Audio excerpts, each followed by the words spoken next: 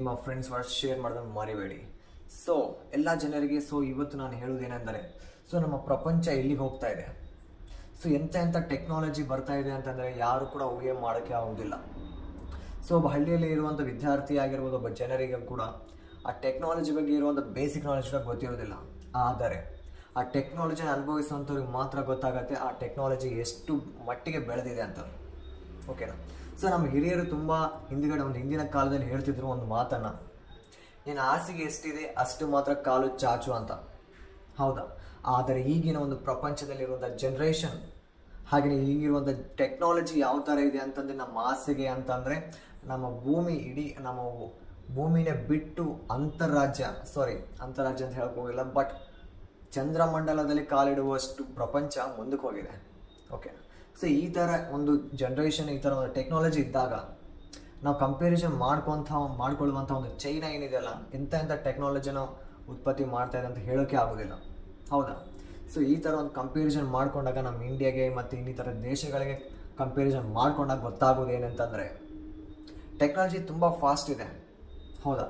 ಆ technology compute ಮಾಡಲಿಕ್ಕೆ ನಮ್ಮ ಇಂಜಿನಿಯರ್ಸ್ಗಳು ತುಂಬ ಫೋಕಸ್ ಆಗಿ ತುಂಬ ಡ್ರೀಮ್ಸನ್ನು ಇಟ್ಕೊಂಡು ಎಷ್ಟು ಕಷ್ಟಪಟ್ಟು ಓದ್ಕೊಂಡು IIT ಆಗಿರ್ಬೋದು, NITs ಆಗಿರ್ಬೋದು, ISC ಆಗಿರ್ಬೋದು, ಮತ್ತು ಇನ್ನಿತರ ಸ್ಟೇಟ್ ಲೆವೆಲಲ್ಲಿರುವಂಥ ಒಂದು ಟಾಪ್ ಒಂದು ಕಾಲೇಜಸಲ್ಲಿ ಕೂಡ ಒಂದು ಜಾಯ್ನ್ ಆಗ್ತಿದ್ದಾರೆ.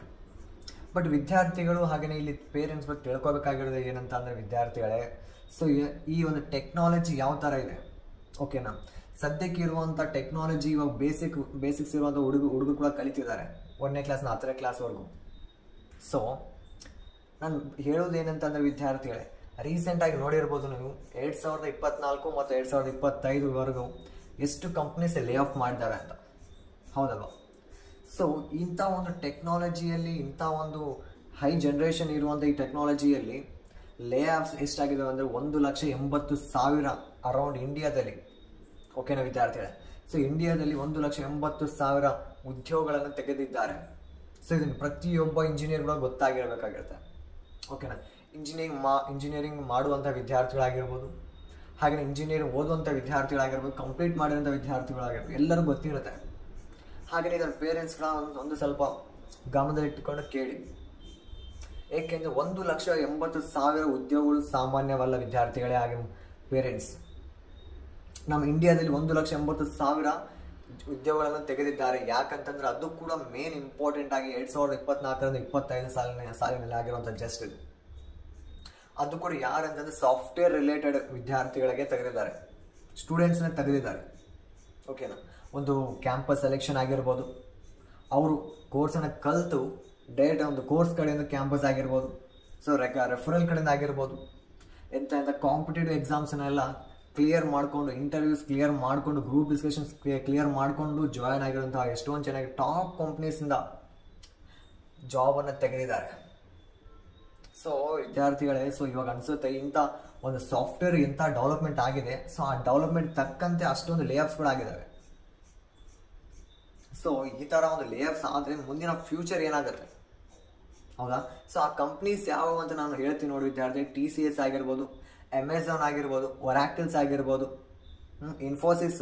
ಇನ್ಫೋಸಿಸ್ ಬಂದರೆ ಇದು ಫುಲ್ ಡಿಫರೆಂಟ್ ಆಗಿ ಸೀನಿಯರ್ಸ್ನ ಲೇ ಆಫ್ ಮಾಡೋದ್ರಿಂದ ಏನು ಇದಾಗುತ್ತೆ, ಇಂಪ್ಯಾಕ್ಟ್ ಆಗುತ್ತೆ ಅಂದರೆ, ಅವ್ರಿಗೆ ಏನು ಬೆನಿಫಿಟ್ಸ್ ಆಗುತ್ತೆ ಅಂದರೆ ಕಂಪ್ನಿಗಳಿಗೆ, ಅತಿ ಕಡಿಮೆ ಸ್ಯಾಲ್ರಿಯಲ್ಲಿ ಕೋಡ್ ಜನ್ರೇಷನ್ ನಮ್ಮ AI ಟೂಲ್ಸ್ ಮಾಡಿಕೊಡ್ತವೆ. ನೀವು ಈಗ ಒಂದು ಹಿಂದಿನ ಒಂದು ಕಥೆಯನ್ನು ಕೇಳಿರಬೇಕು ಎಲ್ಲ ಒಂದು ಇಂಜಿನಿಯರಿಂಗ್ ಓದುವಂಥ ವಿದ್ಯಾರ್ಥಿಗಳು. ಒಂದು AI ಟೂಲ್ ಏನಾಗುತ್ತೆ ಅಂದರೆ, ಒಬ್ಬ ಎಂಪ್ಲಾಯ್ ಕ್ರಿಯೇಟ್ ಮಾಡಿರ್ತಾನೆ. ಅದಕ್ಕೆ ಎಲ್ಲ ಒಂದು ಪರ್ಮಿಷನ್ಸ್ ಕೂಡ ಗ್ರ್ಯಾಂಟ್ ಮಾಡಿಬಿಟ್ಟು ಆ AI ಟೂಲ್ಗೆ ಕೇಳ್ತಾನೆ, ನಾನು ಇದ್ದಕ್ಕಿದ್ದಂಗೆ ನಿನ್ನನ್ನು ಡಿಲೀಟ್ ಮಾಡ್ತೀನಿ, ನೀನು ನಾನು ಏನು ಮಾಡೋಕ್ಕೆ ಸಾಧ್ಯ ಅಂತ ಕೇಳ್ತಾನೆ. ಅವಾಗ ಅದು ಏನು ಹೇಳುತ್ತೆ ಅಂತಂದರೆ AI ಟೂಲು, ನಿನಗಿರುವಂಥ ಎಲ್ಲ ಎಫರ್ಟ್ಸ್, ನಿನ್ನ ವೀಕ್ನೆಸ್ ಎಲ್ಲ ಕೂಡ ತೆಗೆದುಕೊಂಡೋಗಿ ನಿಮ್ಮ ಫ್ಯಾಮಿಲಿ ಹತ್ರ ಇಡ್ತೀನಿ ಅಂತ ಹೇಳುತ್ತೆ. ಇದೇ ಥರ ಹೇಳುತ್ತೆ ವಿದ್ಯಾರ್ಥಿಗಳು. ಅವಾಗ ಶಾಕ್ ಆಗ್ಬಿಡ್ತಾನೆ ಆ ಒಂದು ಎಂಪ್ಲಾಯ್. ಏಕೆಂದರೆ ಆ ಎಂಪ್ಲಾಯ್ ಕ್ರಿಯೇಟ್ ಮಾಡಿರ್ತಾನೆ ಆ AI ಟೂಲ್ನ, ಬಟ್ ಆ AI ಟೂಲು ಆ ಎಂಪ್ಲಾಯ್ಗೆ ರಿವರ್ಸ್ ಆಗಿ ತನ್ನ ಎಲ್ಲ ಪ್ರಾಂಪ್ಟ್ಸ್ ಎಲ್ಲ ಒಂದು ಇನ್ಫಾರ್ಮೇಷನ್ ತೆಗೆದುಕೊಂಡ್ಬಿಟ್ಟು ಆ ಒಂದು ಎಂಪ್ಲಾಯ್ದು ಆತನಿಗೆ ಒಂದು ರಿವರ್ಸ್ ಆರ್ಡ್ರಲ್ಲಿ ಒಂದು ಹೆದರಿಕೆಯನ್ನು ಕೊಡುತ್ತೆ. ಅಂದರೆ ಒಂದು ಭಯಾನಕವಾದಂಥ ಒಂದು ವೈಲೆನ್ಸ್ ಆಗಿ ಕೊಟ್ಬಿಡುತ್ತೆ. ಅವಾಗ ಆ ಎಂಪ್ಲಾಯ್ ಏನು ಮಾಡ್ತಾನೆ, ಹೆದರ್ಕೊಂಡ್ಬಿಟ್ಟು ನನ್ನ ವೀಕ್ನೆಸ್ನೆಲ್ಲ ಇದು ಹೆಂಗೆ ಇದಾಯಿತು ಅಂತಂದು ಎಲ್ಲ ಪರ್ಮಿಷನ್ಸನ್ನೆಲ್ಲ ಎನೇಬಲ್ ಕೊಟ್ಟಿದ್ದಲ್ಲ, ಅದನ್ನೆಲ್ಲ ಡಿಸೇಬಲ್ ಕೊಟ್ಟು ಡಿಲೀಟ್ ಮಾಡ್ತಾನೆ. ಸೊ ಇಷ್ಟೊಂದು ಫಾಸ್ಟ್ ಇದೆ ವಿದ್ಯಾರ್ಥಿಗಳು ಎ ಐ ಟೂಲ್ಸ್. ನೀವು ಇನ್ನೂ ಕಡಿಮೆ ಒಂದು ಜನ್ರೇಷನ್ ಇದ್ದೀರಾ, ಸೊ ಇನ್ನೂ ನೀವು ತಿಳ್ಕೊಬೇಕಾಗಿ ತುಂಬಾ ಇದೆ. ಸೊ ಇಷ್ಟೊಂದು ಫಾಸ್ಟ್ ಇದೆ. ಸೊ ಹಾಗಾಗಿ ಸದ್ಯಕ್ಕಿರೋದ ಒಂದು ಇದರಿಂದ ಆ ಥರ ಸೀನಿಯರ್ಸ್ನ ಡಿಲೀಟ್ ಮಾಡೋದ್ರಿಂದ ಅವ್ರಿಗೆ ಕಾಸ್ಟ್ ಕಡಿಮೆ ಆಗುತ್ತೆ. ಯಾಕಂದ್ರೆ ಸೀನಿಯರ್ಸ್ ಹೆಂಗೆ ಇರ್ತಾರಲ್ಲ ಅವ್ರಿಗೆ ಅಮೌಂಟ್ ಜಾಸ್ತಿ, ಒಂದು ಸ್ಯಾಲ್ರಿ ಜಾಸ್ತಿ ಇರುತ್ತೆ. So around packages 20 lakhs 30 lakhs 50 lakhs package ಇದ್ದಾರೆ ಇರುತ್ತೆ. ಸೊ ಅವ್ರು ಡಿಲೀಟ್ ಮಾಡೋದು ಏನಾಗುತ್ತೆ, ಅವ್ರು ಏನು ಮಾಡ್ತಾರಲ್ಲ ಕೋಡ್ ಎಲ್ಲ ಜನರೇಟ್ ಮಾಡಿಕೊಡುತ್ತೆ. ಸೊ ಅದರಿಂದ ಅವ್ರು ಡಿಲೀಟ್ ಮಾಡ್ತಾರೆ. ಸೊ ಆಟೋಮೆಟಿಕ್ ಕೋಡ್ ಜನರೇಷನ್ ಆಗುತ್ತೆ, ಆಟೋಮೆಟಿಕ್ ಡಂಪ್ ಆಗುತ್ತೆ. ಸೊ ಏನು ಬೇಕೋ ಪ್ರಾಡಕ್ಟ್ ಆಟೋಮೆಟಿಕ್ ರೆಡಿ ಆಗುತ್ತೆ. ಸೊ ಅಮೌಂಟ್ ಉಳಿಯುತ್ತೆ. ಸೊ ಇದ್ರ ಸಂಬಂಧ ಎಲ್ಲರೂ ಡಿಲೀಟ್ ಮಾಡ್ತಾ ಹೋಗ್ತಿದ್ದಾರೆ. ಲೇವ್ಸ್ ಅಂತಂದ್ರೆ ಇದೆ 2025 ನಡೀತಾ ಇದೆ, ಸದ್ಯಕ್ಕೆ ನಡೀತಾ ಇದೆ. ಇನ್ನು ಫ್ಯೂಚರ್ಲಿ ಎಷ್ಟು ಲೇವ್ಸ್ ಆಗ್ತವೆ ಅನ್ನೋದು ಕೂಡ ಗೊತ್ತಿಲ್ಲ. ಸದ್ಯಕ್ಕೆ ಎ ಐ ಟೂಲ್ಸ್ ಏನಿದೆ ಎಲ್ಲಿ ಸೆಕ್ಟರಲ್ಲಿ ಬೇಕಾಗಿದೆ ಅಷ್ಟಕ್ಕೆ ಮಾತ್ರ ಯೂಸ್ ಮಾಡ್ತಿದ್ದಾರೆ. ಬಟ್ ಇನ್ ಫ್ಯೂಚರ್ 2030 ಒಳಗಡೆ ಪ್ರತಿಯೊಬ್ಬ ಮನೆಯಲ್ಲೂ ಕೂಡ ಒಂದು ಎ ಐ ಟೂಲ್ ಯೂಸ್ ಆಗುತ್ತೆ. ಪ್ರತಿಯೊಬ್ಬರು ಕೂಡ ಯೂಸ್ ಮಾಡ್ತಾರೆ ಎ ಐ ಟೂಲ್ಸ್ನ. ಆಟೋಮೆಟಿಕ್ ಎಲ್ಲನೂ ಆಟೋಮೆಟಿಕ್ ಜನ್ರೇಷನ್ ಇರುತ್ತೆ. ಸೊ ನಾಳೆ ಬರ್ತಾ ಒಂದು ಫ್ಯೂಚರಲ್ಲಿ ಮೊಬೈಲ್ಸ್ ಕಂಪ್ಯೂಟರ್ಸ್ಗಳು ಇರೋದೆಲ್ಲ ಸ್ಮಾಲ್ ಡಿವೈಸ್ ಇರ್ತಾರೆ. ಸ್ಮಾಲ್ ಡಿವೈಸ್ ಎಲ್ಲವರು ಕೂಡ ಮಾಡ್ಕೊಳ್ಳುತ್ತೆ.